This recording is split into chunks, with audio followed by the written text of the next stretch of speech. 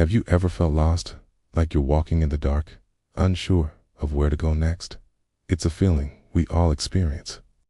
But what if I told you that sometimes the greatest clarity comes not from what we see with our eyes, but from what we believe in our hearts? This is a story about a journey made in complete darkness, guided by nothing but a voice and a flicker of hope. Imagine a man, blind from birth, living in a world of sounds, textures, and echoes. His days were a tapestry woven from the familiar scent of the market, the warmth of the sun on his skin, and the distant laughter of children.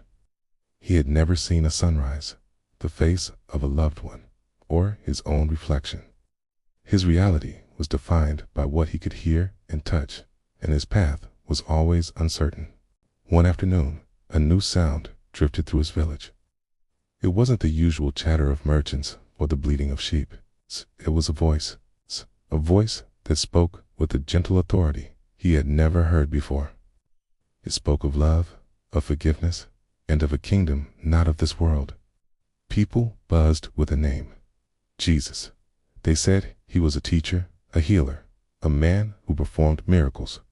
For the blind man, this voice was a lighthouse in his personal sea of darkness. While others were drawn by the sight of the crowds gathering, he was drawn by the sound of truth. A deep, unshakable faith began to stir within him. He didn't need to see this Jesus. He needed to get to him. He knew with a certainty that defied all logic that this voice held the answer he had been waiting for his entire life. So he began to walk. It wasn't an easy journey. He stumbled over uneven paths, bumped into people who didn't see him, and had to ask for directions constantly. "Where is the man they call Jesus?" he would ask, his voice filled with a quiet urgency. Some people probably ignored him. Others might have scoffed. "Why are you going? You can't even see him," they might have thought. But his faith was his compass. Every step, every stumble was an act of trust. Cues, following a sound, a promise, a hope that was invisible to everyone but him. This is what true faith looks like. It's moving toward God, even when the path is completely hidden from our view.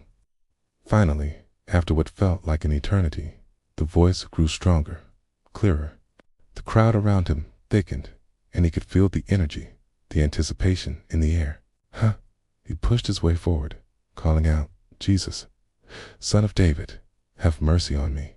He had arrived. He stood before the source of the voice that had guided him. He could feel a presence before him, a profound stillness in the midst of the crowd.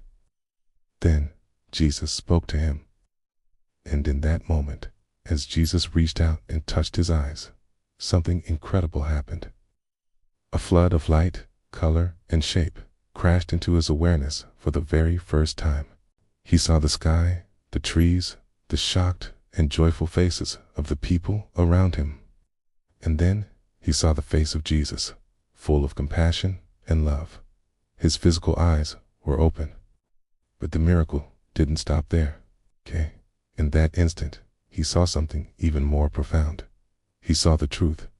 He saw the love of God made visible in the person standing before him. The world he now saw with his eyes was beautiful, but the spiritual truth that now illuminated his heart was breathtaking. He wasn't just a blind man who could now see. He was a lost soul who had found his way home. His journey in the dark had led him to the ultimate light. This story reminds us that seeking Jesus always brings transformation. Maybe you feel like you're in a season of blindness right now. You can't see the solution to your problem, the way out of your struggle, or the future you're hoping for. Be encouraged. You don't have to see the whole path. All you need to do is listen for his voice and take one step of faith, then another, and another. Because when you earnestly seek Jesus, he will not only meet you where you are, but he will also open your eyes to see his goodness and love in ways you never imagined. Thank you so much for watching. If this story touched your heart, please like, share, and subscribe for more content that inspires. Until next time, keep walking by faith.